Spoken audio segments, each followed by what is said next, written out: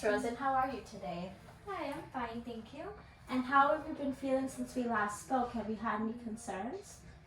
Well, I know it's hard to remember. I can't even remember what I had for dinner last night. If it helps you, I can go over some symptoms that people with high blood pressure usually experience, and you can let me know if you had any of those concerns. okay, yeah, that would be great. Have you been feeling like you were out of breath even though you weren't actively doing something?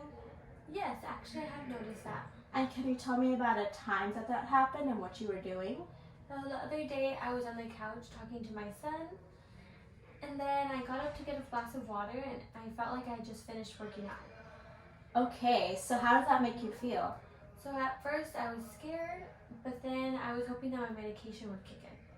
So let's talk about your medication then. Have you been taking it every day? Yes, I have. And when do you usually take it? It depends. I usually take it in the morning, or sometimes I take it after breakfast or lunch. And have you noticed a difference in how you feel depending on when you take the medication?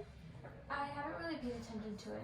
That's okay. So let's try to work on tracking how you feel, and then when we meet back, we can decide if we need to change the amount you're taking, or when you're taking it, or even the medication. But for right now, I would like you to stay on this medication just because it's what works best for the discomforts that you're experiencing. But if you do feel like it's not working, then we can talk about other options. Is that okay with you? Yeah, that's great.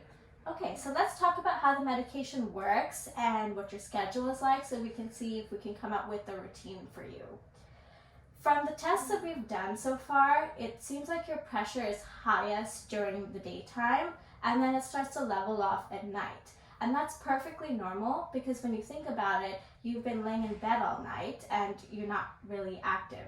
And then when you wake up in the morning and you're going about your day, that causes your blood flow to increase, which is what increases that pressure and gives you the discomforts that you've been experiencing. Okay, thank you for explaining that.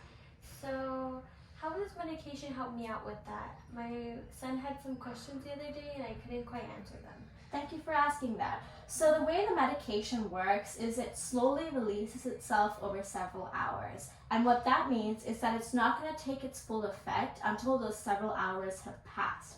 And that's why I would like to recommend that you take this medication at night. Okay, so it's like the other day when I got up to get a glass of water. Exactly. So what do you think that you could explain to your son when he asks you about how the medication works?